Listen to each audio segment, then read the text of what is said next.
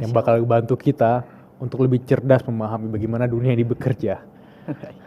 Ada Roma, apa kabar? Halo Mas Bilal. Baik, Hey guys. baik, luar biasa. Masya Allah, tabarakallah, saya senang sekali hari ini bisa ketemu Mas Bilal. Alhamdulillah. Aku Really, suka I sekali am. ya. Ketika Kak Roma itu memperkenalkan diri tadi namanya Roma Nenggolan gitu. Aku bilang kayak nama pemain bola. Masya Allah. Kalau orang yang menonton podcast ini mereka klik dari awal, mereka penasaran siapa orang di depan Bilal. Dengan bahasa yang sangat mudah dipahami, bahkan anak SD aja paham gitu. I see. Siapa seorang Roma Nenggolan? Saya adalah orang yang baru menyukai namanya sendiri 2 tahun lalu semenjak saya lahir. Saya adalah seseorang yang berhasil berhenti berpikir bahwa kesuksesan, keberhasilan mutlak hanya didapatkan dari kerja keras. Saya adalah seseorang yang berhasil mengubah hidupnya 180 derajat dengan cara merubah energi di dalam diri melalui 3 hal. Yang pertama adalah pikiran, perasaan, dan percayai. Sebab Mas Bilal, kalau kita lihat dari ilmu prinsip law of mirror, hidup yang kita jalani di hari ini adalah cerminan dari kepercayaan paling dominan di dalam diri seseorang. Sedangkan kalau kita lihat dari prinsip ilmu law of attraction, apa yang kita fokuskan dalam pikiran, perasaan, dan tindakan akan menarik situasi, kondisi, orang lain dengan energi frekuensi yang sama untuk masuk ke dalam hidup kita. Jadi bisa disimpulkan Mas Bilal, ketika kita mampu mengendalikan diri dari hal yang paling dasar seperti pikiran, perasaan, dan percayai, maka kita menjadi bisa dan mampu mengundang keberuntungan, kebahagiaan, kesehatan, rezeki, atau hal baik lainnya untuk masuk lebih banyak ke dalam hidup kita. Kalau saya bilang ini adalah ilmu prinsip monopoli diri, sesuai dengan nama saya, Roma Strip Monopoli Diri. Jadi kalau Mas Bilal nanya, bagaimana orang lain mendefinisikan Roma? Dan apakah mereka bisa mengambil hal positif dari video ini? Itu tergantung dari kepercayaan paling dominan di dalam para peserta. What do you think? Apa yang kamu pikirkan? And what do you believe? Apa yang kamu percayai in you, di dalam diri kamu? Kayak gitu Mas Bilal. Wow. So simple. Sejak podcast ini dimulai sampai di menit ini, I see. the way mereka ngelihat siapa orang di depan Bilal ini juga menentukan sekali pikiran mereka, perasaan mereka, dan tindakan mereka ke depannya. Apakah mereka langsung ambil catatan untuk mau mencatat, atau sekedar langsung kasih asumsi ini orang siapa sih? Aku bisa aja skeptis ngeliat nih orang, karena itulah bagaimana orang hidup sekarang, tentang bagaimana mereka percaya selama 5 tahun terakhir, 10 tahun terakhir. I see. Dan itu realitanya. Yes. Kalau aku tanya ke fase titik seorang Roma, let's say 5 tahun terakhir ya, mungkin titik mulanya atau titik rendah ke menjadi versi yang sekarang, apa yang aku nggak tahu tentang Roma? Kalau saya tilik kembali Mas Bilal, apa yang saya alami selama ini, apa yang saya lalui, dari rasa sakit, dari kebahagiaan, dari pengkhianatan, dari rasa iri dan amarah, semuanya itu bermuara pada satu hal Mas Bilal, perubahan diri. Semua ujian yang ada di dalam hidup kita harus membuat kita mampu merubah diri kita. Jikalau kita tidak mampu melakukannya, maka ujiannya tidak akan pernah berhenti. Kenapa bisa seperti itu? Allah itu maha baik Mas Bilal. Serius, Allah itu maha baik. Allah itu telah memberikan setiap manusia kebahagiaan dan kesuksesan dan keberhasilannya masing-masing. Supaya kita bisa mampu mendapatkannya, kita harus selaras frekuensinya dengan hal tersebut. Agar kita mampu mendapatkan dan menjalani yang sudah disiapkan oleh Allah Subhanahu wa Ta'ala kepada kita. Kayak gitu. Jadi kalau misalnya nih Mas, kemarin saya menyadari ini, sedari dulu Mungkin saya udah lama sukses ya, tapi masalahnya baru 3 tahun terakhir. Ketika saya menyadari ini, saya mulai fokus menata diri, Mas. Saya mulai fokus memperbaiki diri dari A sampai Z. Saya menyebutnya self love. Kalau teman-teman juga mengalami hal yang sama seperti saya, memperbaiki diri dulu dari A sampai Z. Kalau kamu butuh yang namanya bantuan tentang itu, kamu bisa lihat ada di link di bio aku, Hai Roma, tentang self love seperti itu. Dan ketika kita berhasil, Mas Bilal, mencintai diri kita sendiri, di sini gongnya, Mas Bilal. Kita bisa mengenali diri sendiri dan menjawab 3 pertanyaan paling krusial di muka bumi ini, Mas. Pertama, who are you? Siapa kamu? Pertanyaan yang kedua, what do you want? Apa yang kamu mau? Dan pertanyaan yang paling lebih kita tidak mengerti, nomor 3, what you can give? Apa yang bisa kamu berikan? Dan alhamdulillah saya berhasil menjawab pertanyaan itu, Mas Bilal. Dan disinilah saya duduk bersama Mas Bilal. Masya Allah. Wow, bagus sekali ketika aku mencatat kata-kata fokus menata diri. Kayak kalimat yang sangat simpel ya, fokus menata diri. Tapi kalau digambarkan dengan lebih luas, itu lebih dari sekedar menata diri kita doang, tapi bagaimana kita berhadapan dengan orang. Bagaimana kita menyebarkan energi-energi positif dengan orang lain, bagaimana kita menafsirkan bahwa dunia ini nggak semuanya tentang keburukan, kejahatan, tapi ada hal positif yang selama ini kita abaikan gitu. Menata diri / self love. Dan 3 pertanyaan yang senang sekali kalau aku bahas ini ya. Banyak orang yang even nggak tahu mau jawab apa kalau kita tanya who are you gitu.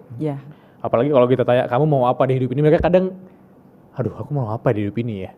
Sampai ke kamu bisa kasih apa ke dunia ini, kadang orang nggak tahu mau kasih apa gitu. Karena mereka pikir adalah bentuk uang dan uang.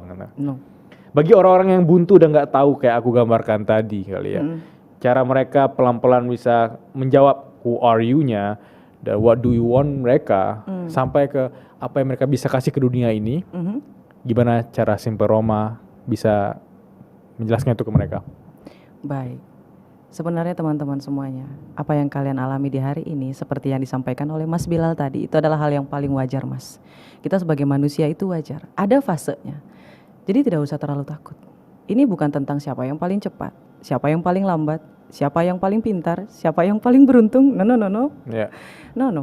Jadi apakah kamu mau belajar memperbaiki diri kamu? Ketika kita mampu memperbaiki diri kita, kayak yang tadi Mas, dari A sampai Z, kamu bisa mulai dari situ dulu. Kamu bisa mulai dari mengenal diri kamu sendiri, dari memaafkan diri kamu. Memperbaiki diri dari A sampai Z itu, Mas, kayak kita mulai memahami apa sih yang di dalam diri kita ini, mulai dari dendam, kesalahan, kesengsaraan, kesakitan, rasa iri, rasa benci. Kita harus mengenali perasaan itu dulu, dari masa lalu hingga masa kini. Kita harus tahu dulu. Dan itu bisa kamu lakukan di dalam jurnal. Kamu bisa tulis apa yang kamu rasakan. Dan terkadang manusia, Mas, merasa dia sudah memaafkan tapi dia belum selesai. Itu tersimpan semua, Mas, di identitas lamanya, di alam bawah sadarnya. Dan sadar atau tidak, mau atau tidak, jikalau kamu belum memperbaiki diri kamu yang dari dasar ini, maka identitas lama kamu yang akan menentukan apa yang kamu miliki, apa yang kamu alami, dan apa yang kamu rasakan di dalam hidup ini. Sedalam itu, Mas. Seluar biasa itu. Jadi kalau ada di luaran sana yang ngomong tentang self love, tentang belanja segala macam, yes, itu betul, tapi itu telah melangkapi beberapa tangga. Langkah paling pertama itu masuk ke dalam diri sendiri dulu. Itulah kenapa tadi saya bukan mau jualan ya, Mas ya. Aman. Karena saya sudah melakukannya dan saya berhasil. Siapa tahu dengan saya duduk di sini memberitahukan kepada teman-teman, tolong lakukan jurnal, tolong lakukan afirmasi, tolong lakukan self love. It works, guys. It works. Kamu bisa lakukan 3 hal ini. Aku mau masuk ke fase memaafkan seorang Roma kali ya. Di titik apa kamu pernah ngerasa sangat tidak mencintai diri sendiri dan pelan-pelan mungkin dari journaling, dari afirmasi kamu udah mulai memaafkan gitu. Sampai kemudian punya mental dan mindset berkelas seperti ini. Masya Allah. Siapa tahu tabarakallah. masalah kamu besar sekali sehingga kita nih yang biasa-biasa aja tuh justru bisa belajar banyak gitu. Mas, saya ini sangat pekerja keras. Wow. Tapi kalau dibilang, apakah saya sekarang sedang bekerja keras dibanding saya 10 tahun lalu? No. Roma yang di hari ini bisa dibilang saya tuh lebih cantik mainnya Oke. daripada saya yang 10 tahun lalu. 10 tahun lalu Roma itu nggak bisa diem, selalu bekerja keras, selalu keringetan, selalu melakukan fisik kayak gitu. Karena saya berpikir kesuksesan itu cuma bisa diraih dari kerja keras. Saya akan melakukan apapun, semuanya dimulai dari uang. Saya bisa bahagia karena uang, kayak gitu. Saya bisa dapat kalau saya mengusahakan. Di pikiran saya selalu seperti itu, Mas. Dan seperti yang saya sebutkan di awal ya, Mas ya. Saya baru menerima nama saya itu 2 tahun lalu. Menerima nama saya, which is Roma Ya, Nainggolan itu 2 ya. tahun lalu. Saya bukanlah orang yang feminim, Mas. Saya orangnya tomboy. Oke. Dari nama saja kita bisa lihat Roma Nainggolan. Aha. Itu adalah nama yang sangat maskulin. Dan itu adalah hadiah dari ayahku. Ayahku yang tercinta dan tersayang. Dia menginginkan anak laki-laki. Ya. Oke. Sehingga saya diberikan nama yang sudah dia siapkan untuk anaknya yang laki-laki. Oke. Dia tidak bisa menerima fakta bahwa saya adalah seorang perempuan yang lahir ke muka bumi ini dengan menjadi seorang perempuan, seorang ibu. Dan dia tidak bisa menerima itu. Dia masih memberikan nama yang sama yang akan dia berikan kepada putranya. Jujur saja, Mas, dari nama itu sangat mempengaruhi. Bahkan cara ayah saya memperlakukan saya itu berpengaruh. Sangat. Setelah saya mulai meluruskan kembali, ibaratnya seperti saya mulai berpakaian wanita. Menata diri, Yes, sisi menata diri ya? yes. Menerima diri dari A sampai G, sampai Z teman-teman semuanya. Dan itu memang tidak mudah, Mas Bilal. Tidak mudah di umur segini belajar tentang make up. Di saat teman saya itu sudah ahli. Oke, ya. Belajar menata berbicara seperti seorang yang perempuan yang pada harusnya tidak selengean kayak gitu. Tidak mudah. Tapi masalahnya Mas Bilal, ketika ingin mendapatkan hasil yang berbeda, tidak mungkin dilakukan dengan cara yang sama seperti yang saya lakukan 10 tahun yang lalu. Jadi buat teman-teman semuanya, ketika kamu stuck, coba dilihat, apakah kamu telah melakukan cara yang sama dan mengharapkan hasil yang berbeda? Coba dilihat. Itulah gunanya jurnal, Mas. Jurnal itu bisa membuat kita skema pikiran kita tuh. Di situ kita bisa lihat apa yang sudah saya lakukan. Kenapa hasil yang saya dapatkan seperti ini? Dari jurnal kita bisa lihat, oh, saya sudah melakukan ini, hasilnya seperti ini. Berarti apa yang harus diubah? Ini namanya jurnal koreksi diri, Mas. Ini penting sekali. Dan saya alhamdulillahnya sudah melakukan jurnal dari umur 11 tahun. 11 tahun. Cuman kalau afirmasi, manifesting, I don't know about it. Jurnal kayak diary gitu ya. Diary mungkin maybe, tapi sedari dulu memang saya selalu menuliskan what I want. Apa yang saya mau. Tapi tentang diri saya sendiri, bukan tentang orang lain. Nah, ketika saya tumbuh dewasa, 3 tahun terakhir ini saya mulai menuliskan tentang apa yang saya bisa berikan kepada orang lain.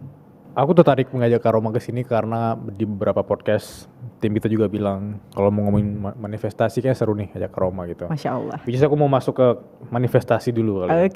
Oke. Manifestasi adalah proses mental seseorang itu mengubah pikiran dan keyakinannya menjadi aksi. Yes. Dan dari aksi itu kemudian dia bisa jadi magnet energi, relasi dari orang-orang yang selama ini mungkin dia look up atau dia kagumi. Bisa jadi kayak tadi kita akhirnya semeja gitu ya, dan itu kan juga bentuk manifestasi. Betul.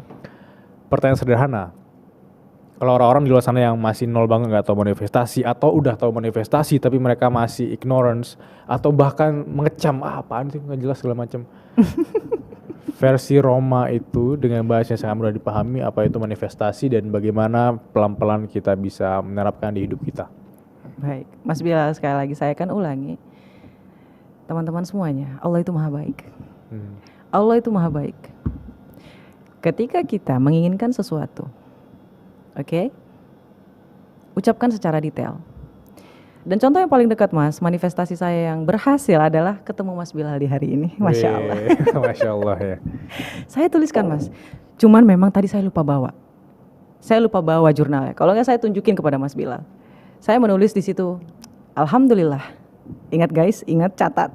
Catat, ini ilmu bagus. Kalian tulis juga sekarang ya.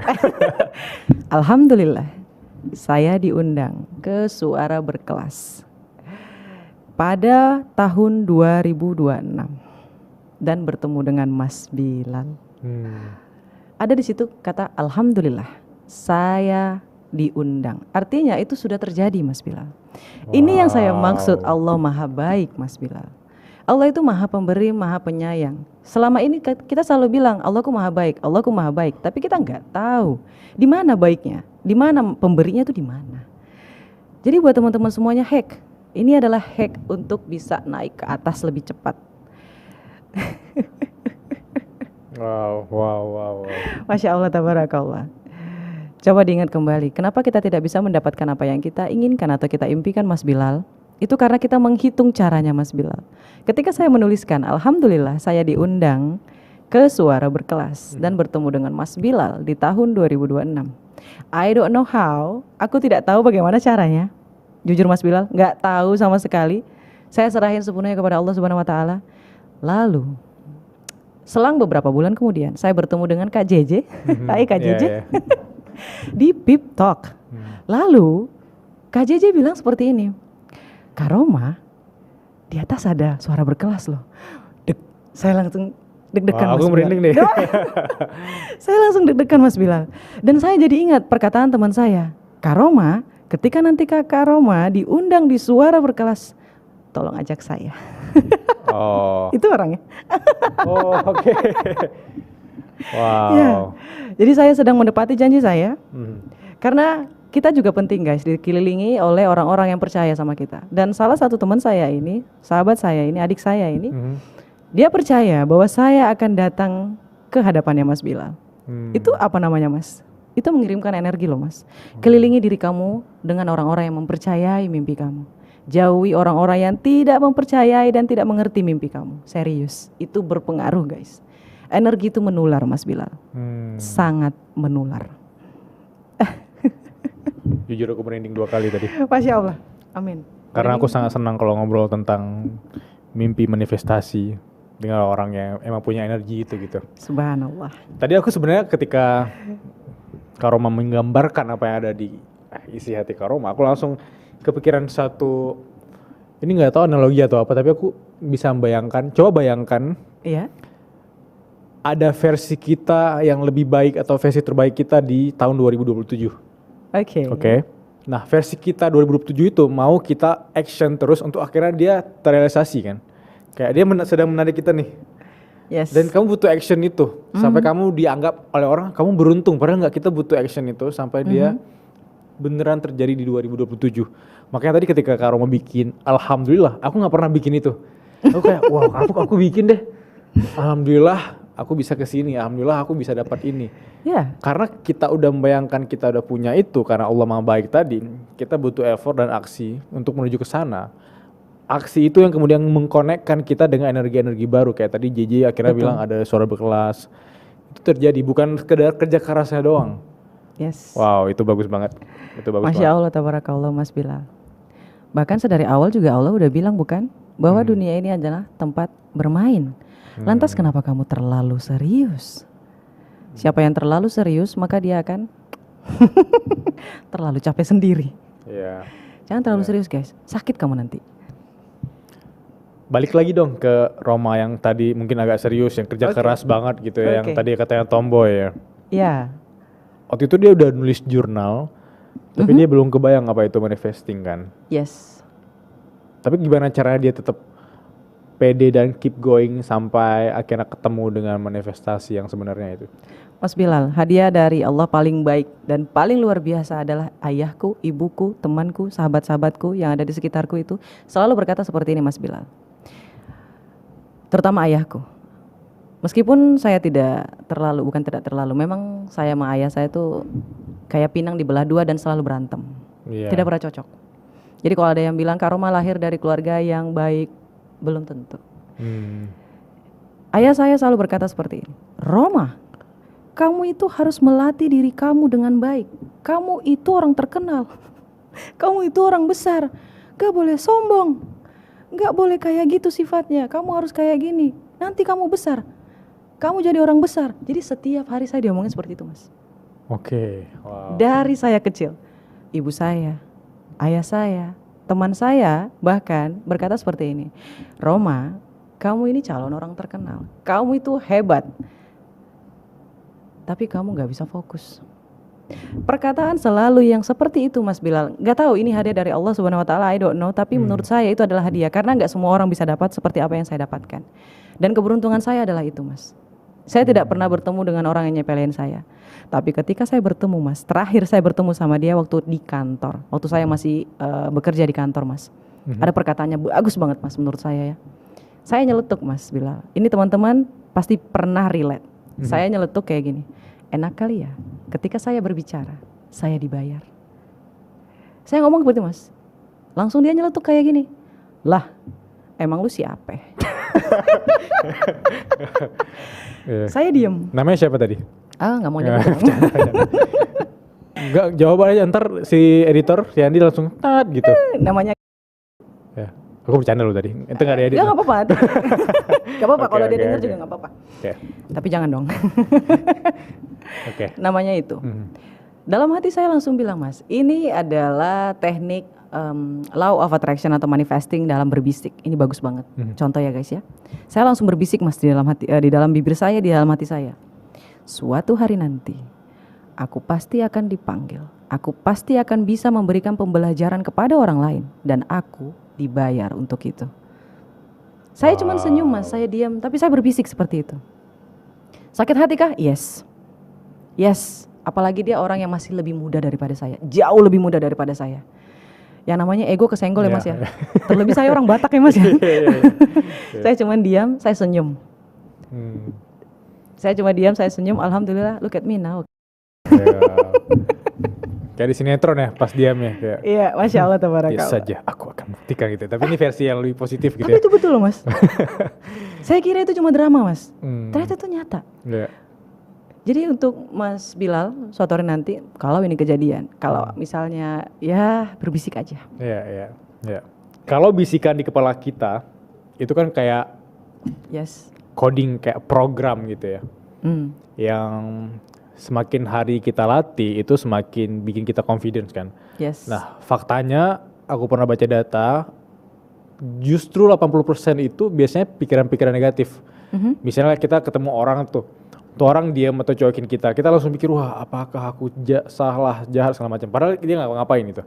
Itu kan sering terjadi terutama di anak 20-an ya. Hal-hal yang bikin kita memprogram bahwa kita tuh not good enough, kita tidak cukup berkelas gitu ya. Ya. Gimana POV Karoma ngelihat itu? Atau apakah ada cara sederhana untuk 80% kita kurangin deh, jadi dominasinya 60% di positifnya, atau seperti apa? Mas Bilal, itu adalah hal yang wajar. Ya. Serius. Dan itu tidak hanya terjadi pada umur 20-an. Itu juga terjadi, Mas. Kepada umur 30-an, 40-an, 50-an. Wah, itu Really? terjadi juga berarti di presiden kita ya? Yes. Oh. Tapi dia nggak mungkin nunjukin kan. Iya. Kenapa bisa seperti itu? Karena memang otak kita ini, Mas, ya, dipengaruhi oleh alam bawah sadar, ABS singkatnya. Di dalamnya ada identitas lama. Dan di dalam identitas lama ini terdapat nervous system. Dan nervous system kita hanya bisa menurut, Mas. Mereka tidak bisa menentang. Identitas lama ini berasal dari didikan orang tua. Jadi ke orang tua ya. Yang kedua adalah sosialisasi dengan lingkungan keluarga, lingkungan pertemanan. Yang ketiga adalah pendidikan yang kita alami. Yang keempat adalah apa yang kita pelajari dari pengalaman, dari hidup yang selama ini kita jalani. Ini tertulis di identitas lama kita, Mas. Dan nervous system kita hanya menyukai hal-hal yang sama dengan identitas lama kita. Mereka hanya bisa menurut, Mas Bilal. Mereka tidak bisa menentang. Jadi ketika kita ingin merubah diri, Mas Bilal, terkadang ada pikiran, aku gak percaya diri. Oh, aku takut. Oh, aku ini, aku itu. Itu wajar, Mas. Jadi ketika kita mau merubah diri nih, teman-teman semuanya, identitas lama kita itu yang menjadi lawan terbesar kita, Mas Bilal. Itu menjadi lawan terbesar kita. Berarti itu relate sekali kalau teman-teman yang let's say mau bikin konten, Yes. itu kan langsung pikirannya, Ntar apa kata temen SMA aku, Hmm, apa kata dosenku di kampus, Yes. apa kata keluargaku gitu, aku dianggap cringe aneh. Berarti kita langsung ngejudge pakai POV lintas lama dong, bahwa kita itu adalah orang yang kemarin mereka kenal. Dan kalau kita tiba-tiba muncul sosial media, tiba-tiba Kak Roma kasih advice seperti ini, orang-orang yang lama bisa aja ngejudge kita, tapi itu seperti identitas lama dong. Yes. Dan identitas lama ini, ya Mas ya, yang mengundang hal-hal yang serupa itu adalah nervous system. Jadi kayak gini, ada ABS, di sini ABS, di dalamnya ada identitas lama, dan di dalam identitas lama ini ada nervous system. Nervous system ini menyukai hal-hal yang serupa. Yang tadi saya sampaikan kepada Mas Bilal, itulah kenapa di law of mirror, ini adalah law of mirror ya Mas ya, hukum cermin. Hidup yang kita jalani di hari ini adalah cerminan dari apa yang paling kita percayai di dalam diri kita. Ya. Kalau kita percaya kita tidak percaya diri, ya kita akan didatangin hal-hal, situasi, kondisi orang lain yang membuat kita merasa tidak percaya diri. Karena nervous system kita menganggap kita menyukai itu. Guys, otak kita itu adalah sahabat kita. Mereka tidak peduli itu baik atau buruk. Mereka hanya bisa menurut Mas Bilal. Sekarang contoh paling dekat ya Mas Bilal. Ketika Mas Bilal ingin liburan, pasti bangun paginya cepat. Ketika kita mau sekolah, mau kerja, kita bangunnya lama. Sulit untuk dibangunin. Karena otak kita, nervous system kita, kita tidak menyukai dan dia juga tidak menyukai. Hanya bisa menurut. Kita dibuat tidur. Karena dia menganggap itu adalah danger. Ketika otak kita merasa ada hal yang berbeda, maka dia akan membuat kita entah itu malas, tidak mau bangun, tidak mau berkarya, takut, ragu, bimbang. Itu dari nervous system Mas. Seberbahaya itu loh Mas.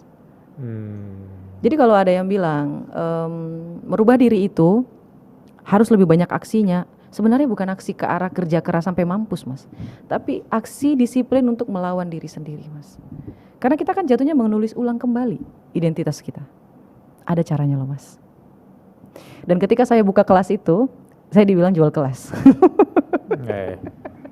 Pada umumnya, biasanya komentar jual kelas karena mereka nggak pernah ngajar dan nggak pernah punya kelas.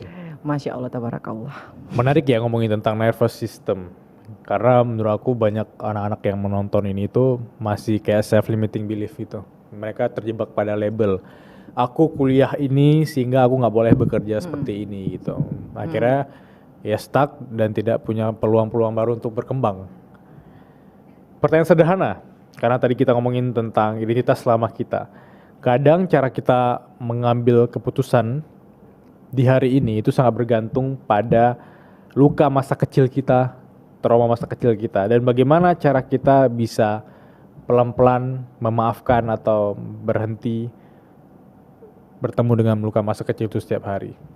Biasanya orang yang trauma dengan uang misalnya, jadi pelit setiap hari itu seperti apa pengalaman? Itu nyambung sih Mas. Iya nyambung ya. Buat teman-teman semuanya tolong ambil penanya, ambil bukunya, ambil jurnalnya, dicatat. Supaya kamu bisa belajar sedikit demi sedikit mengubah identitas lama kamu. Kamu bisa melakukan jurnal. Ini jurnal penting Mas. Nggak ada satupun orang sukses di muka bumi ini yang nggak ada jurnal. Nggak ada. Bahkan Raditya Dika itu punya jurnal. Robert T. Kiyosaki itu punya. Terus mentor saya yang paling saya cintai, mudah-mudahan saya bisa bertemu dengan dia, Anthony Robbins. Anthony Robbins ya. Yes. Dan yang paling saya sukai dari Indonesia, Tung Desem Waringin. Mereka punya jurnal. Hidup ini adalah tentang mencontoh apa yang sudah berhasil Mas Bilal. Semua orang sukses melakukan jurnal. Jadi jangan sampai kita punya alasan untuk tidak melakukan jurnal. Sayang banget, sayang banget. Apalagi kalau ada libatan Allah Subhanahu wa taala di dalam itu, apa makin gak gacor. Ya Mas ya, salah satu jurnal yang paling saya sering tulis adalah jurnal manifesting, jurnal koreksi diri. Saya buat ada 8 Mas Bilal. Ini juga ada di bio saya di Hai Roma, silakan dilihat di situ ada. Kamu bisa lihat teman-teman semuanya. Kita taruh kok di deskripsi. Kita bisa taruh di deskripsi. Iya. Terus yang nomor 2 adalah afirmasi. Kalau ada yang bilang Mas Bilal, afirmasi itu tidak berpengaruh, dia sedang berbohong. Afirmasi itu ngaruh Mas Bilal. Bahkan ketika kamu menginginkan uang, itu berpengaruh. Kalau saya bisa bilang dalam bahasa yang sederhana Mas Bilal, afirmasi itu adalah doa yang diucapkan setiap hari, setiap saat, setiap waktu. Kenapa dia bisa dikategorikan sebagai doa? Karena dia adalah ucapan yang baik. Ketika nervous system kita membuat kita mengikuti identitas lama kita, berkata kita tidak cukup baik, afirmasi bermain. Dia bermain, Mas. Kita mengucapkan, aku memang orang yang tidak percaya diri. Tapi itu dulu. Lihat, Mas, itu disangkal. Tapi itu dulu. Aku yang sekarang adalah seseorang yang pantas untuk disayangi, dihormati, dihargai. Dan aku pantas bertemu dengan orang-orang yang melakukan hal tersebut kepadaku. Dan jika tidak, maka Allah Subhanahu wa taala akan menjauhkannya dariku. Itu adalah afirmasi, Mas. Itu afirmasi. Setiap hari kita harus mengucapkan itu. Baik itu di cermin, baik itu ketika kita bangun tidur, baik itu ketika kita mau tidur, ataupun ketika kita sedang marah atau mengalami kejadian tidak menyenangkan. Dan berhubungan dengan nervous system kita. Dan yang nomor 3 adalah self love. Kenapa harus self love, Mas Bilal? Karena ketika orang yang belum mencintai dirinya sendiri, ketika saya tanya, Mas, apa yang membuat kau bahagia? Mereka gak bisa jawab, Mas. Kemarin terakhir saya bertemu dengan orang yang, kalau menurut saya, Mas, ya, bertemu 10 orang. Saya punya program cuci emosi, Mas. Saya punya terapi cuci emosi, namanya Suta. Apa? Suta. Suta. Dan ini masih private, masih offline memang. Tapi 10 orang ini, Mas, ini bukan orang sembarangan yang datang kepada saya. Jujur saya kaget. Ini kelas terapi yang baru awal saya buka, tapi mereka sepercaya itu kepada saya. Ketika saya bertemu dengan mereka, Mas, mereka tidak pernah kesulitan ekonomi. Enggak. Ini bukan orang yang kesulitan ekonomi. Tapi mereka bermasalah dalam self love. Mereka nggak tahu apa yang buat mereka bahagia. Permasalahannya itu di mana? Dan semua bermasalah dengan identitas lamanya, Mas. Mereka punya segalanya, tapi mereka kurang merasa bahagia. Jadi memang kalau ada orang yang bilang, ketika aku mendapatkan sesuatu aku merasa hampa. Yes, karena kamu belum selesai dengan, kan ada 3 titik, Mas, yang bikin kita berputar hidupnya. Yang pertama adalah diri, yang kedua adalah keluarga, yang ketiga adalah sosialisasi. Dan orang-orang yang kaya ini, yang punya banyak duit tapi belum merasa bahagia dengan diri sendiri, mereka sudah melompat ke angka 3 dan keluarga, tapi dirinya kosong, sehingga macet di situ, tidak bisa berputar, seperti itu. Itulah kenapa kemarin saya terapi ini membuat mereka untuk menggeser agar bisa berputar dari diri ke keluarga, dari keluarga ke sosialisasi, dari sosialisasi ke diri lagi, ke keluarga lagi, ke sosialisasi, gitu terus. Jadi roda hidupnya berputar, agar dia apa? Agar dia bahagia. Dan bisa bermain lagi di muka bumi ini, Mas Bilal. Seperti itu. Panjang ya, Mas ya. Iya. Aku sering kebayang sih bagi orang-orang yang mungkin bekerja dari kecil ya, terutama eksponensial keuangannya. Kadang mereka lupa me time-nya itu, sesimpel waktu untuk diri sendiri tuh nggak ada lagi gitu. Yes. Kayak tubuh dalam tanda kutip dewasa, terus menikah, kan ada keluarga yang harus diurusin, tapi mereka tuh nggak ada lagi waktu untuk diri sendiri. Itu juga bisa jadi ada, Mas, perasaan hampanya. banyak. Ada klien saya yang dapat miliaran, tapi pelit banget sama diri sendiri. Dan dia bertanya kepada saya, kenapa saya tidak bahagia ya? Padahal harta saya bergelimang. Tapi dia nggak pelit untuk keluarga sama orang lain kan? Iya. Sering aku ketemu orang. Dan dia nggak sadar kalau dia sedang pelit kepada dirinya sendiri. Ada lagi, Mas, yang hartanya banyak banget, tapi dia takut untuk meminta lagi sama Allah Subhanahu Wa Taala, karena ngerasa tidak enak sama orang di sekelilingnya. Jadi ada orang yang memang terlahir dengan energi keberlimpahan luar biasa, Mas, karena rasa ikhlasnya luar biasa. Jadi di dalam seminar yang saya lakukan itu memang ada 5 yang membuat kita itu bisa melakukan manifesting lebih cepat, Mas. Yang pertama adalah ikhlas, bersyukur. Yang kedua adalah ikhlas. Yang ketiga adalah self love. Yang keempat adalah bahagia. Yang kelima baru aksi, berusaha. Nomor 5-nya. Kenapa nomor 5 yang berusahanya, Kak Roma? Ya, berusahanya juga gak sampai mampus, Mas Bilal. Usahanya itu hanya untuk mencocokkan kita. Misal saya mau bertemu dengan Mas Bilal, seperti itu. Saya harus punya topik yang bisa saya bawakan dan berguna untuk banyak orang. Ibaratnya seperti itu, Mas. Saya gak mesti harus chat Mas Bilal, chat ini, chat itu, chat enggak. Biarkan semesta yang bekerja. Benar. Something like that. Itu di usaha nomor 5, Mas. Tapi orang banyak kan salah paham. Wow. Aku setuju sekali. Bahkan aku ketika mengundang tamu-tamu suara berkelas, beberapa orang yang emang udah aku kagumi sejak lama, Masya Allah. aku juga ngerasa, wah aku bisa ngundang dia ya.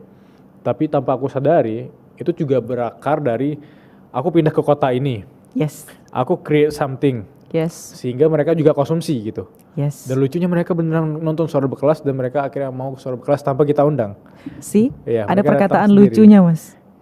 Lucunya, berarti ketika Mas Bilal memulai acara ini, Mas Bilal juga nggak pernah tahu bahwa pernah tahu. akan mengundang orang-orang yang luar biasa. Benar, namanya doang suara berkelas, tapi kamu nggak yakin nih orang berkelas datang gitu. Karena memang message aku gini ya, Oke. mungkin ini bisa disalahpahami kalau misalnya aku bilang ini kayak scarcity gitu. Karena aku tahu kan sebenarnya kalau kita mensyukuri hal-hal yang kita punya saat ini itu kan kayak shifting mindset dari yang scarcity atau kelangkaan ke abundance gitu, keberlimpahan ya. Nah waktu itu aku cuma berpikir bahwa oke, kita cuma punya studio kecil, kita rental studio, terus orang-orang yang aku kenal cuma 1, 2, 3 orang, ya udah gitu doang gitu. Tapi karena aku tujuannya untuk mengedukasi orang lain, memudahkan orang untuk membelajar ya, itu tuh datang pelan-pelan gitu. Dan itu hadiah dari Allah Subhanahu Wa Taala sih. Dibandingin dengan kita tadi bersyukur dan beraksi dan berbahagia. Nomor Ya, 4 Mas, berbahagia. harus. Wah. Karena banyak orang di luar sana kan mereka ngelakuin sesuatu sekarang, kerja keras banget, endingnya tuh agar bahagia. Betul. Jarang yang bahagia dulu sekarang nih, pelan-pelan belum punya apa-apa. Bahagia tuh emang udah bapak dari kita gitu. Nah, itu gimana? Mas, ini saya pengen sampaikan kepada teman-teman ya Mas ya. Guys, ketika kalian mengusahakan sesuatu, berbahagialah. Karena perasaan pertama kali mendapatkan apa yang kalian usahakan itu adalah kebahagiaan yang hakiki. Itu yang kebahagiaan sangat-sangat luar biasa yang tidak akan pernah bisa digantikan Mas Bilal. Jadi ketika kita bahagia pertama kali dulu, bisa saja itu pura-pura, oke, nggak apa-apa, nggak masalah. Yang penting bahagia. Tapi bahagianya harus tetap di awal dulu, tapi nanti bahagia yang luar biasa ketika kita sudah sampai di situ. Itu ingat selalu. Karena yang kedua, yang ketiga, keempat, kelima, ketujuh, ke-8 akan rasanya biasa aja Mas. Jujur Mas Bilal, ketika Mas Bilal punya satu orang pembicara yang membuat suara berkelas naik sedemikian rupanya, pasti ada perasaan yang melebihi dari segala-galanya Mas. Benar sekali. Dan sampai sedetik ini Mas Bilal pasti masih ingat. Ya. Tapi aku nggak tahu kenapa sampai hari ini aku masih happy sama orang-orang yang datang ke suara berkelas. Yes. Maksud saya itu adalah happy-nya tidak berkurang, tapi sedikit berbeda. Kayak yang tadi kamu maksud itu peak moment ketika aku ketemu satu orang itu ya. Yes. Yang membuat titik lompatnya sedemikian rupanya Mas Bilal. Ya, aku udah tahu jawabannya siapa sih. Yang sampai membuat kita tuh nggak akan pernah bisa lupa, sampai berlinang air mata, kayak gitu. Dan teman-teman memang harus, meskipun tidak bahagia, harus bahagia. Karena hanya kebahagiaan yang bisa mengundang kebahagiaan lainnya untuk masuk ke dalam hidup kamu. Hati-hati, harus Mas. Kalau tadi Kak Roma menyebutkan ada orang yang berkelimpahan hartanya, Yes. terus dia kayak dari yang harusnya dirinya sendiri dulu, tiba-tiba langsung ke keluarga, ke sosial. Nah ini sebaliknya nih, orang-orang yang sorry first nggak punya uang. Ya. Yang kalau nontonin itu langsung mereka mah ngomong gitu karena udah gini gitu. Yang emang minus banget walaupun mereka nggak tahu nih Kak Roma pernah di fase minus juga kan. Nah kalau POV orang yang minus banget, nggak punya uang segala macem, mungkin perasaan takutnya tuh beda gitu ya. Apa yang harus mereka lakukan agar omongan kita ini nggak sekedar teori doang? Oke, teman-teman semuanya, saya mulai dari minus. Betul sekali, saya mulai dari minus. Orang tua saya tidak berkelimpahan. Orang tua saya tidak berkecukupan. Hanya bisa. Kayak gitu loh Mas. Kan saya juga udah sering bilang di seminar-seminar lain, di podcast-podcast lain, kalau saya tuh hidupnya memang sangat kurang menurut saya. 10.000 bisa dibagi dalam satu hari. Saya nggak ngerti juga gimana saya bisa bertahan kayak gitu. Untungnya saya terlahir dari keluarga yang tidak berada. Terbiasa ya. Terbiasa. Ya. Tapi aku suka sih untungnya gitu ya. Iya, saya selalu merubah perkataan Mas. Saya nggak mau menyesali karena untungnya saya lahir dari keluarga yang tidak berkecukupan.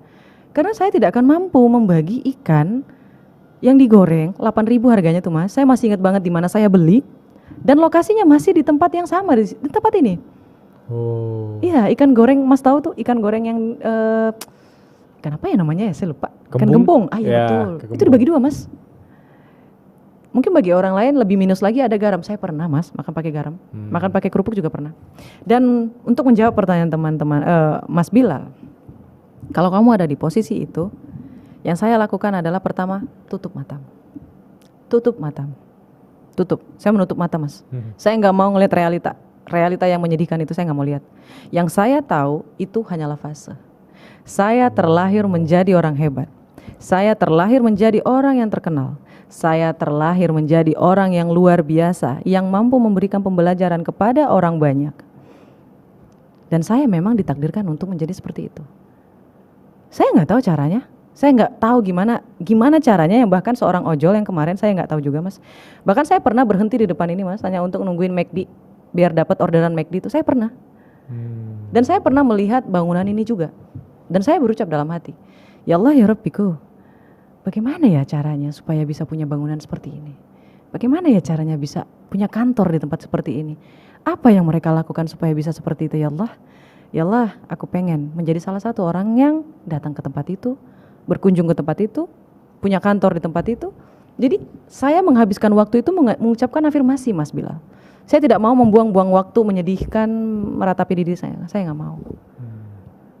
Karena saya ngerasa Allah nggak sejahat itu.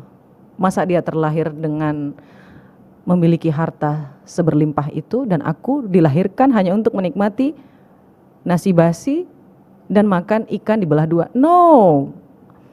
Allah Subhanahu wa taala tidak sejahat itu, guys. Kamu punya takdir sendiri. Jadi kamu harus percaya itu.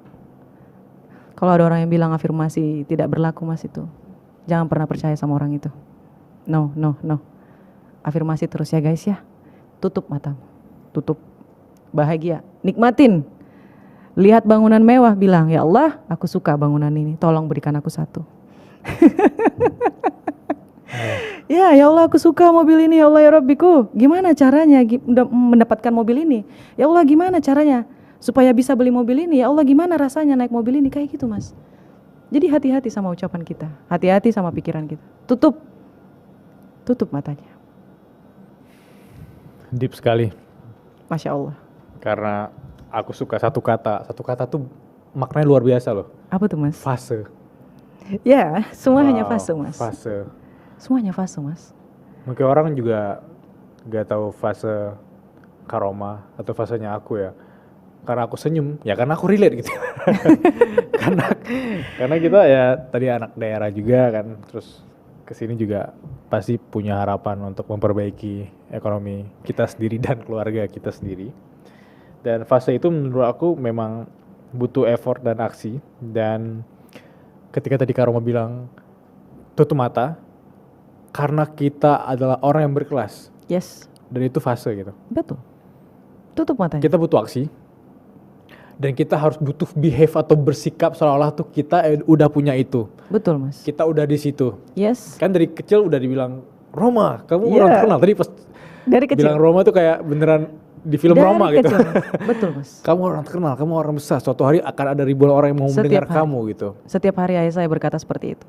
Dulu saya sempat membenci ayah saya mas. Saya baru berdamai dengan diri saya itu sekitar 4 tahun yang lalu. Dan menerima nama saya itu 2 tahun yang lalu. Memang tidak mudah, perjalanan ini panjang. Jadi jangan buru-buru guys. Enjoy your time. Ya. Dan kemampuan untuk percaya pada kita akan ketemu dengan versi yang terbaik itu yang membuat kita tuh butuh afirmasi tadi. Butuh jurnal. Butuh journaling juga. Butuh bahagia. Butuh percaya diri, butuh bersyukur. Betul. Banyak sekali elemen-elemen yang sebenarnya ada di depan mata kita, tapi kita ignorance, tutup mata untuk gak ngelakuin apa-apa gitu. Untuk ngeluh terus. Yo. Karena kena mas, energinya low frekuensi. Itu ditambah 1. Ditambah lagi dengan identitas lamanya. Tambah lagi dengan lingkungan toksiknya. Oke. Jadi ditambah lagi dengan keuangannya yang minus. Ini bercampur jadi satu. Kalau kamu ngadapin ini, ya, coba hal yang paling dasar adalah apa yang membuat kamu bahagia. Lakukan hobi kamu dulu. Nikmati diri kamu dulu. Nikmati waktu kamu. Itu langkah paling awal, Mas. Ya. Aku sering baca komentar teman-teman suara berkelas. Dan rata-rata kalau kita ngomongin sesuatu yang nge-push mereka untuk jadi lebih baik, faktor utamanya yang jadi penghambat itu biasanya uangnya nggak ada. Emang harus pakai uang ya? Uangnya nggak ada rata-rata. Uangnya nggak ada. Gimana cara ngelakuin sesuatu yang bahagia? Oke, buat teman-teman yang punya komentar seperti itu, saya punya statement Mas. Semoga ini bisa menjadi pembelajaran buat teman-teman semuanya yang punya pemikiran seperti itu. Mas, uang itu berkelimpahan. Serius. Uang itu ditarik sesuai dengan seberapa besar wadah yang kita miliki di dalam diri kita. Semakin besar wadahmu, semakin besar uangmu. Semakin kecil wadah di dalam dirimu, semakin sedikit uang yang kita dapatkan. Dulu Mas, saya memang bekerja keras, tapi pola pikir saya sempit. Pengetahuan saya sempit. Energi saya rendah. Mindset saya ngeblok. Wadahnya kecil. Wajar, rezekinya kecil. Ketika saya mulai menerima diri sendiri, ketika saya mulai menerima nama saya, ketika saya mulai menerima segala sesuatu yang ada Allah ciptakan kepada saya, baik dari rasa negatif hingga kelebihan yang Allah berikan kepada saya naik melejit Mas. Wadahnya diperbaiki Mas. Ini yang namanya wadah. Ketika kita memperbaiki diri kita dari hal yang paling dasar, seperti pikiran, perasaan, dan apa yang kamu percayai di dalam diri kamu, maka kamu akan berkesempatan mengundang keberuntungan, kebahagiaan, kesehatan, rezeki, atau hal baik lainnya untuk masuk lebih banyak ke dalam hidup kamu. Ini adalah prinsip ilmu monopoli diri Mas. Seperti itu. Kalau orang-orang yang menonton ini dan mereka bermanifestasi, mereka mendoakan atau berafirmasi tentang diri mereka sendiri doang nih. Aku mau mobil ini, aku mau rumah ini, tapi kan terkesan kayak egois sekali hanya diri mereka sendiri gitu. Oke. Versus orang-orang yang bermanifestasi, berafirmasi, berdoa untuk kebaikan bersama gitu. Apakah ada perbedaan dari sisi ntar hasilnya seperti apa? Karena aku pernah baca studi juga yang bilang kalau kita punya tujuan, tapi nggak tentang diri kita sendiri doang, tapi tujuannya untuk orang-orang lain juga dapat manfaatnya, itu lebih worse biasanya. Yes. Gimana POV Kak Roma? Allah juga udah bilang, dunia ini adalah taman bermain Mas. Tempat kita bermain. Emang enak bermain sendirian? Itu satu. Ketika ngomongin soal energi, melakukan kebaikan kepada orang lain, energi yang kita dapat dari mereka adalah energi yang positif. Semakin banyak yang masuk energi positif ke kita, semakin kita naik Mas. Wow. Jadi singkatnya seperti itu. Ibaratnya ketika saya mulai menerima diri saya sendiri Mas, saya udah mulai tahu nih tujuan saya. Itulah kenapa hal yang pertama kita lakukan adalah self love dulu. Menerima diri dari A sampai Z. Ketika kita sudah selesai sama ini Mas Bilal, kita akan tahu apa tujuan kita. Who are you? Siapa dirimu? Siapa kamu? What do you want? Apa yang kamu mau? Lalu pertanyaan terakhir, what you can give? Apa yang bisa kamu berikan? Itu secara otomatis Mas Bilal. Otomatis, tanpa dia capek, tanpa dia bersusah payah, dia akan tahu. Ketika saya memutuskan untuk menjadi seorang guru online ya Mas ya, atau motivator, ternyata memang life path saya itu adalah tentang belajar. Saya bisa membuat pembelajaran dimengerti oleh orang lain karena saya mengerti diri saya sendiri Mas. Saya nggak suka buku yang saya lihat terjemahan pada awalnya ya. Contoh paling dekat adalah buku terjemahan. Bahasanya aneh Mas. Saya sulit mengerti istilah. Tapi saya mengerti, tapi saya sulit. Dan saya tidak menyukai hal tersebut. Dan akhirnya saya ketemu dengan seseorang yang tidak suka belajar, tapi gampang banget nyerap ilmu. Jadi teman saya ini bilang kepada saya Mas Bilal, ini ada hubungannya ya Mas. Dia bilang seperti ini, Roma, bisakah kamu baca buku itu dan kasih tahu ke aku isinya apa? Karena saya memang suka baca buku ya Mas Bilal. Saya baca, saya kasih tahu. Lalu ada pertanyaan yang sangat-sangat menohok. Dia bilang seperti ini, Roma, kenapa ketika ngedengerin kamu jauh lebih mudah daripada aku membaca bukunya? Sedari awal teman-teman semuanya, kalau teman-teman sadari, saya tidak pernah memakai istilah. Saya tidak pernah memakai kata-kata yang rumit untuk dimengerti. Iya. Karena saya paham, saya ingin memberikan pembelajaran dengan mudah, menyenangkan, dan mudah untuk dilakukan oleh orang banyak. Di situ saya mulai sadar, Mas. Oh, tujuanku untuk hidup adalah ini. Kelebihanku adalah ini. Sebenarnya saya sudah terkenal, Mas, dari SMA, tapi saya trauma. Oh really? Yes, saya menarik diri. Saya menarik diri, Mas. Gak mau terkenal lagi. Dalam tanda kutip terkenal karena? Maybe looks, I don't know. Oke. Kepintaran juga bisa dibilang kayak idolnya. Jadi kayak ya begitulah. Lalu ada hal yang membuat saya trauma, saya menarik diri dari keramaian. Akhirnya saya bekerja dengan cara yang private. Ternyata nggak cocok sama live pad saya, nggak cocok sama garis tangan saya. Saya memang ditakdirkan untuk muncul ke permukaan.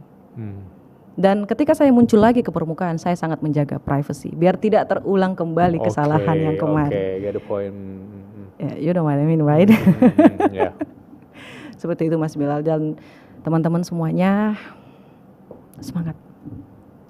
Pasti bisa, Mas Bilal. Bahkan dari jurang sekalipun. Justru orang-orang yang jatuh ke jurang, Mas Bilal, jujur aja, mereka punya kekuatan lebih, Mas Bilal, karena mereka nggak ada tujuan lain selain ke atas. I love this quote ya, wow. Like I do. Yeah. I don't know what to see, I don't know what to do. Nggak tahu ngelakuin apapun, saya nggak bisa ngeliat apapun. Saya cuma bisa ngeliat ruang gelap, udah nyampe di dasar laut. Saya nggak ada pilihan lain selain naik ke atas. Saya nggak ada. Ada dua pilihan sih. Apa tuh, Mas? Mau mati tenggelam atau naik ke atas. Aduh. Yeah. No, Mas.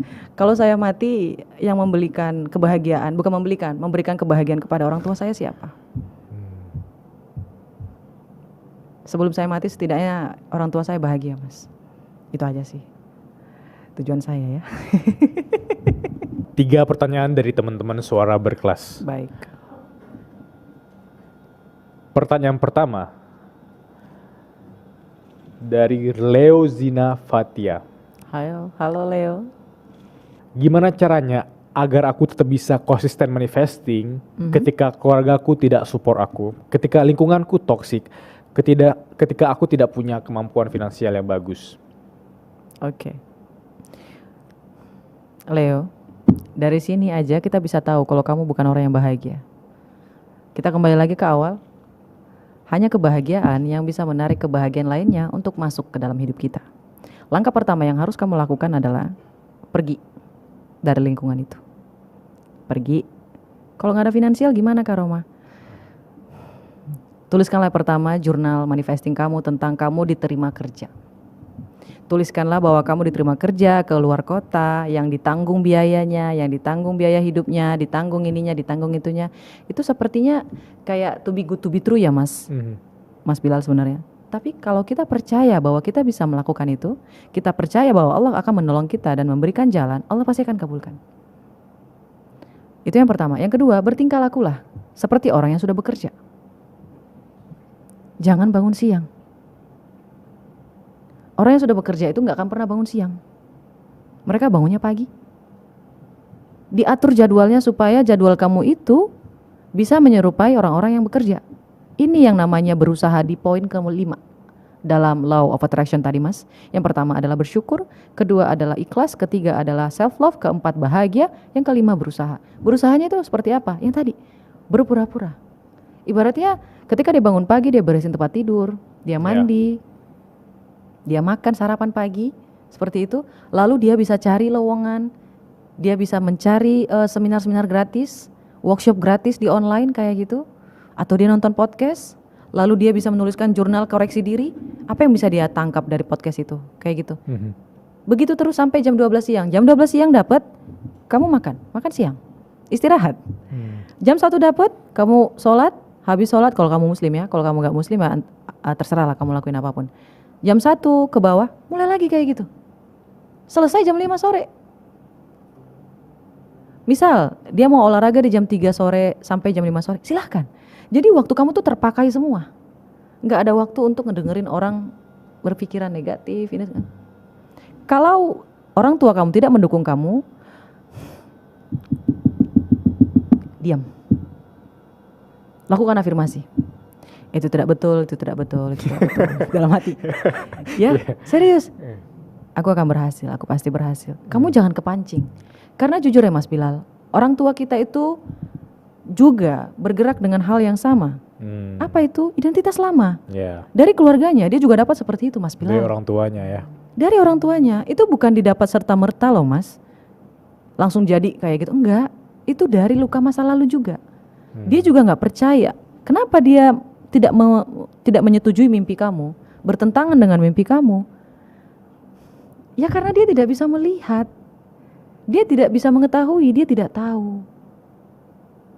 Karena mimpi kita itu Mas, hanya kita yang bisa melihat. Jadi wajar orang lain tidak setuju, wajar orang lain menentang, wajar. Karena mimpi kita itu Mas Bilal, kadang aja kita nggak tahu mimpi kita apa. Apalagi orang lain. Lantas kita harus mengharapkan dengan sangat banget gitu orang lain menerima mimpi kita. Nonsense. Memang kenapa kalau nggak diterima? Bodoh amat. Tutup matanya. Wah, membayangkan kita udah di titik itu, berpura-puralah seolah kita udah punya itu. Yes. Itu bikin alam bawah sadar kita atau nervous system tadi itu juga akan terbiasa dengan hal-hal yang nanti kita akan dapatkan dan kita nggak kaget lagi. Ya itu aku relate sekali. Dulu pas aku gap year itu kan nganggur kan. Itu aku tiap pagi lari pagi itu. Membayangkan relate aja tuh udah punya kerjaan segala macam. Relate Mas ya? Iya, sampai sekarang juga masih lari pagi gitu, nggak ada bedanya dan itu yang aku bisa bilang sangat relate sih. Tapi kalau bayangkan kita pas nganggur aja gak lari pagi terus kayak rebahan segala macam, pas udah dapat kerja kaget dan ngeluh terus. Karena nggak terbiasa si nervous system tadi dengan keadaan kita yang baru ya. Akhirnya apa? Keluar dari kerjaan terus kita nuduh kerjaannya toksik. Ya. Padahal kita udah ngelatih mental sejak lama dong. Walaupun kita tahu, udah sih kita nganggur nih. Terus kita mau masuk kerja 3 bulan lagi. Kayak nggak ada kerjaan yang memang tidak nyaman gitu ya. Tidak ada kerjaan yang nyaman 100% gitu. Yang kita latih dari sekarang apa? Mental untuk siap dengan ketidaknyamanan itu kan. Betul. Aku suka itu. Itu yang nomor 5 Mas. Nggak usah berusaha sampai mati kayak kurang enggak. Hanya menyocokkan aja. Pertanyaan kedua dari Ezria. Halo Ezria. Apakah aku bisa manifestasi untuk mendapatkan jodoh? Kalau bisa, apakah ada bukti nyatanya? Dari sini aja kamu udah nggak percaya, jadi nggak usah dimulai. Jujur Mas Bilal. Sebenarnya kenapa saya kelasnya itu berbayar? Karena hanya orang-orang yang percaya, hanya orang-orang yang memang punya keyakinan yang luar biasa, yang mau mengeluarkan uang untuk ikut dalam seminar saya. Setuju. Itu tiketnya, bukan masalah uangnya, tapi tiketnya. Karena saya tidak mau bertemu dengan orang yang tidak percaya tentang apa yang saya berikan. Sedari awal sudah dipertanyakan. Jadi lantas apa yang harus saya jelaskan?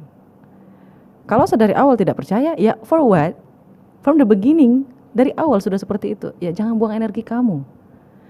If you believe, just do it. Kalau kamu percaya, lakukan. Kalau kamu tidak percaya, ya jangan lakukan. Simple. Apakah bisa merealisasi jodoh? Bisa. Bisa. Apakah kamu percaya bahwa jodoh kamu akan datang? Saya kasih contoh ya beberapa yang berhasil dilakukan oleh klien saya. Pertama kayak gini. Kalau kamu ingin mengundang jodoh, mulailah latih. Pertama, pola pikir kamu. Apakah kamu sudah siap untuk berbagi tempat sama orang lain? Berbagi tempat itu seperti apa Kak Roma? Pertama, ketika kita menikah Mas Bilal, otak bukan cuma satu lagi, ada 2. Otak-otak jadi ya? Iya betul, enak tuh. Ketika kita suka sayur bayam misalnya, dan pasangan kita kebetulan tidak suka sayur bayam, dia sukanya sayur kangkung.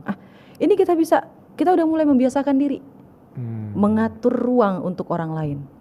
Kita membiasakan diri dulu. Ingat yang nomor 5 Mas, berusaha. Usahanya itu menyesuaikan dulu.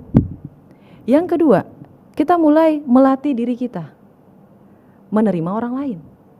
Apakah kita sudah terbiasa ada orang lain di samping kita? Apakah kita punya peralatan-peralatan couple? Kayak gitu Mas. Apakah kita sudah siap untuk menerima orang lain lagi seperti anak? Kayak gitu. Jadi semuanya dibiasakan dulu. Ada orang dia mau jodoh tapi masih tetap keras kepala sendiri, nggak mau diatur, nggak mau menerima pendapat orang lain kayak gitu. Masih tetap di nyamannya sendiri. Karena ketika menikah itu bukan tentang diri kita sendiri lagi Mas. Jadi itu yang harus pertama kali dilakukan. Dan jangan lupa ya guys, kalau teman-teman ingin membuat jurnal manifesting tentang orang lain, kita mau si A. Si A ini orangnya bagus, energinya bagus, positifnya luar biasa, dan kita tidak memperbaiki diri, nggak akan bisa ketemu mas. Karena energi dengan energi itu sulit. Itulah kenapa manifesting benda mati jauh lebih gampang daripada benda hidup. Karena mereka punya energinya sendiri. Energi ini harus bisa cocok. Harus cocok dulu, baru bisa bertemu. Jadi kalau menurut saya akan lebih baik kalau lebih didetailin, jangan ada namanya. Tapi kalau mau nama silahkan. Tapi saya lebih recommended nggak ada nama. Jangan lupa rambut ya guys ya, butuh perempuan jangan lupa rambut. Nanti takutnya kayak klien saya dapatnya yang botak. Oke. Tapi semuanya sama. Baiknya sama mas. Iya. Ya, kayaknya luar biasa. Mapan. Pengertian. Ganteng. Tapi mohon maaf, nggak ada rambutnya. Lupa dia nulisnya. Spesifik nggak spesifik ya? Yes. Dan ada lagi mas, dia lupa nulis tingginya. Ada klien yang lain lagi, dia lupa nulis tingginya. Akhirnya yang dapat ganteng, mantep lah pokoknya spesifikasinya tuh. Tapi tingginya kurang. Tingginya sama. Tapi alhamdulillahnya tidak ada klien saya yang menuliskan namanya di situ. Karena kalau kita spesifikasi nih nulis nama, usaha kamu harus lebih luar biasa. Bisa dengan berpuasa, tahajud, kamu tambah semua-semuanya. Tapi kalau kita nggak ada nama, Allah, oke. Yeah. Lu mau yang kayak gitu, oke. Dicariin tuh, kayak gitu. Kita dibuat jatuh bangun supaya bisa ketemu sama ini orang. Karena kita maunya gede mas. Ya, benar.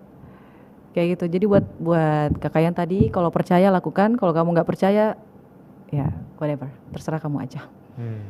Yeah. Oke mas. Soalnya aku udah pernah nulis nama Selena Gomez tapi udah diambil gitu. Udah. Berarti gagal ya, gagal. Kita ke pertanyaan ketiga.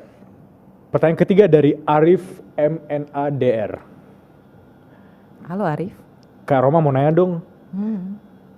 Aku penasaran gimana cara kakak bisa punya ambisi berani eksekusi dan gak takut gagal sama tahu cara ngerem biar gak overthinking. Mas Bilal, saya tuh sering banget gagal. Yeah. Dulu. Sekarang juga sering gak Kak Roma? Gak tahu. Kenapa saya selalu bilang gak tahu? Ya karena kalau gagal ya Allah berarti ingin saya belajar. Karena mas di dunia ini cuma ada untung dan untung banget. Serius. Kalau saya gagal artinya saya beruntung dapat pembelajaran.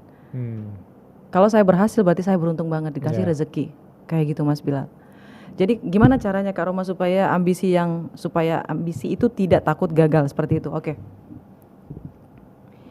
Pertama mindsetnya. Emang kalau kamu gagal kamu dapat apa? Rugi. Oke. Dari rugi ini emang kamu gak dapat pembelajaran. Ketika kamu ingin menjadi seorang pebisnis sejati, kamu harus bisa rugi.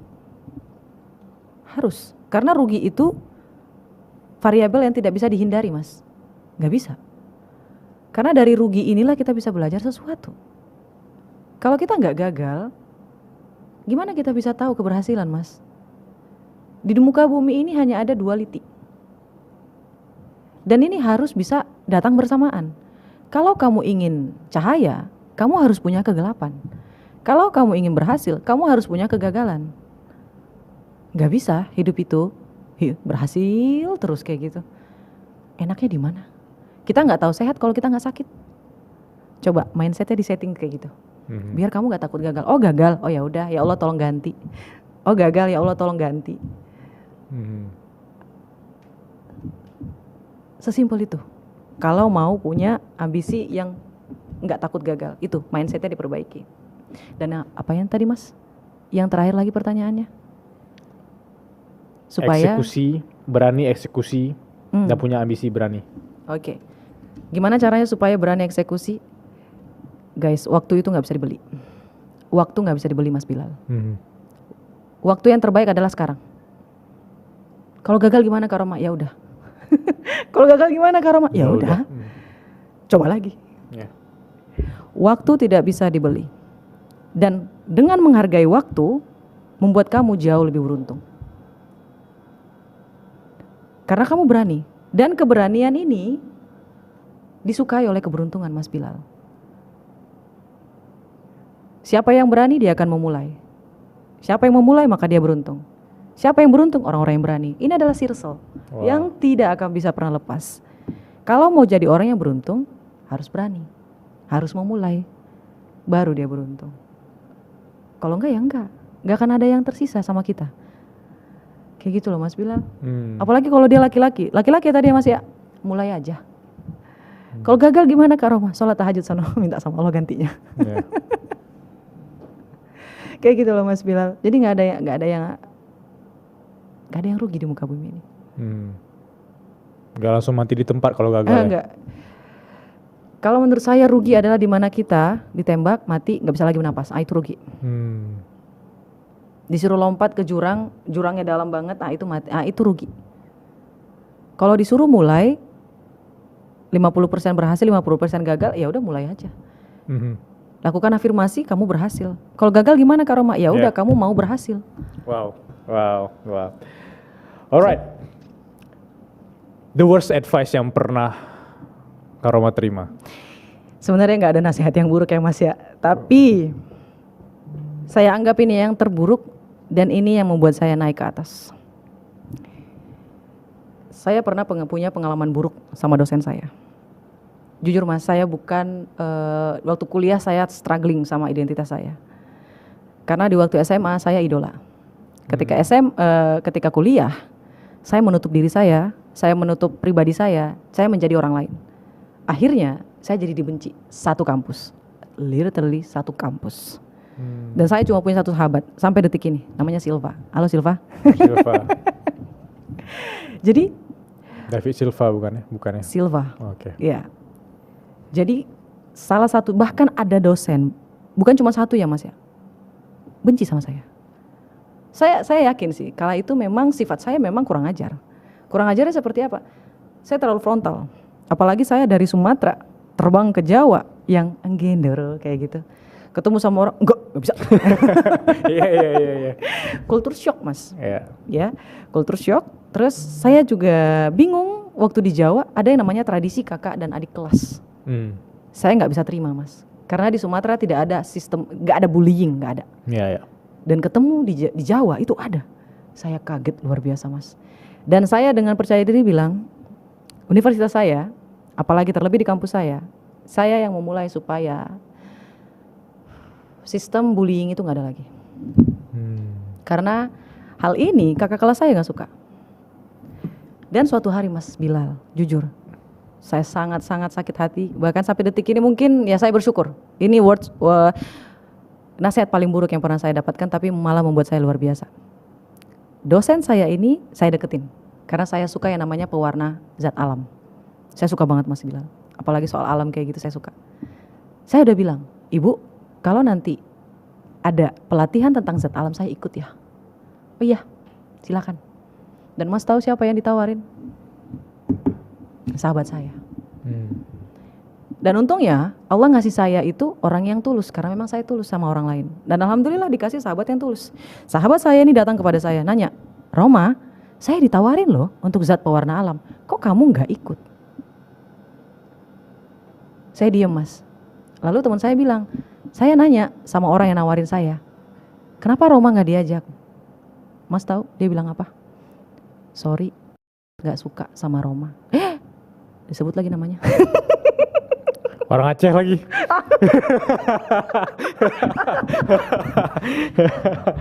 Aduh ya, saya nggak suka sama Roma. Jadi dia nggak, kalau boleh jangan Roma. Terus dia ngomong kayak gini sama sahabat saya.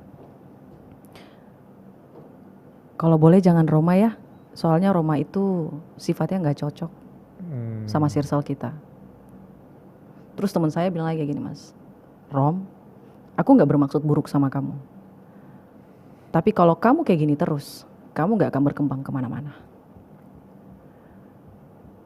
Sifat ini harus kamu rubah. Suka gak suka, mau gak mau, kamu harus merubahnya. Dari situ saya mikir Mas, kayaknya memang saya yang salah deh. Saya yang salah deh sepertinya. Dimulai dari situ Mas, saya mulai menjadi orang Jawa, bukan lagi orang Batak. Suara makin pelan. Masya Allah, tabarakallah. Itu sih. Buruknya di mana Kak Roma? Bukan perkataannya yang buruk, situasinya. untung sahabat saya itu sahabat saya gitu loh Mas. Datang ke saya ceritain kayak gitu. Dan langsung ngasih nasihat. Sehingga saya merasa, oh saya harus berubah. Jadi hati-hati guys, pilih baik-baik siapa teman kamu, siapa sahabat kamu, siapa kolega kamu, siapa partner kamu, harus tahu. Siapa guru kamu? Saya juga punya mentor loh Mas. Saya punya guru, saya punya mentor. Alhamdulillah. Kalau enggak saya nggak akan sampai ke hadapannya Mas Bilal. Tentu. Masya Allah tabarakallah. Makasih loh Mas Bilal. Terima kasih banyak.